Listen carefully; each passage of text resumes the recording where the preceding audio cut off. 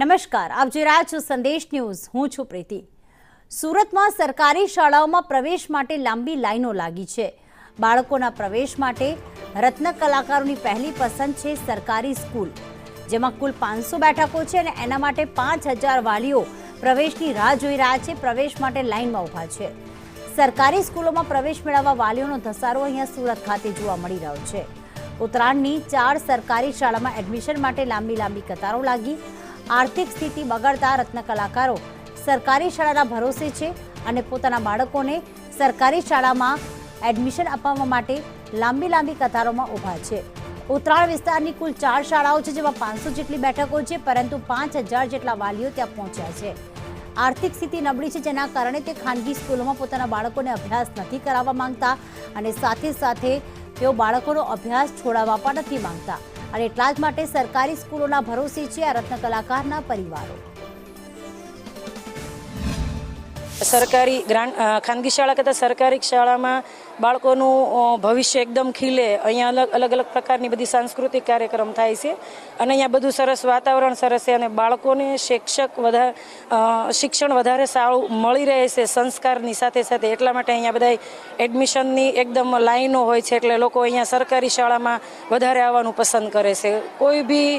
કોઈ ન બી પોગી શકતા હોય છતાં એવું હોય તો પણ અહીંયા આવે છે અને અમુક ખાનગી શાળામાં હોય છતાં પણ અહીંયા એડમિશન લેવા લોકો લાઈનમાં ઊભા રહે છે. આવનારા શિક્ષણ સત્રને લઈને હાલથી વાલીઓ જે છે એડમિશન માટે દોડાદોડી કરતા થતા હોય છે, પૂછપરછ કરતા હોય છે અને આપણે જોઈ રહ્યા છીએ તે હાલ એક એવી શાળા છે કે જ્યાં તમને દેખાશે કે એક લાઈનના અંદર એડમિશનની પ્રક્રિયા માટે શિક્ષકો અહીંયા બેઠા છે. હવે તમે વિચારશો કે આ કોઈ ખાનગી શાળા હશે અને બહુ પ્રખ્યાત હશે, જેના માટે અહીંયા આવી લાઈન લાગતી હશે, પરંતુ એવું નથી. આ સુરત મહાનગરપાલિકા સંચાલિત નગર પ્રાથમિક શિક્ષણ સમિતિની એક શાળા છે, જ્યાં વાલીઓ જે છે તે એડમિશન મેળવવા માટે પડાપડી કરતા હોય છે. આપણા સાથે અહીંયાના સ્થાનિક શિક્ષક છે, એમની જાણશું શું કેવું છે. વાલીઓની આટલી લાંબી લાઈન આપણે જોતા હોય છે, અડધો કિલોમીટર સુધી લાઈન પૂછી જતી હોય છે. એવું તો શું છે કે તમે ખાનગી શાળાથી સરકારી શાળા તરફ ખેંચી રહ્યા છો વાલીઓને? નવી શિક્ષણ નીતિ મુજબ બાળકનું સર્વાંગીણ શિક્ષણ છે એ ખૂબ મહત્વનું છે.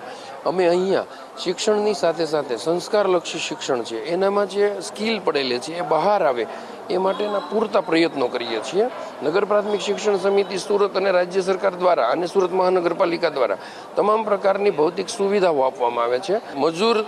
મજૂરી કરતા હોય ત્યાંથી લઈ અને મર્સિડીઝ રાખતા હોય એ બધા જ અહીંયા છે. આપને મારે કેવું જોઈએ કે અહીંયા સામાજિક સમરસતાનું ઉત્તમ ઉદાહરણ છે. સરકારી શાળામાં ચાલી રહી છે અને જે લાંબી લાઈન જોઈ છે તે સરકારી શાળામાં એડમિશન માટે વાલીઓની લાઈન હતી. એ દર્શાવે છે કે જે મોંઘવારી છે તેની અસર છે. પછી રત્ન કલાકારોને હીરા ઉદ્યોગમાં મંદી છે, તો તે પણ ખાનગી શાળામાંથી પોતાના બાળકોને હવે સરકારી શાળા તરફ લઈ જઈ રહ્યા છે. કેમેરા પર્સન ભૂષણ ચૌધરી સાથે આઝમ સાલે, સંદેશ.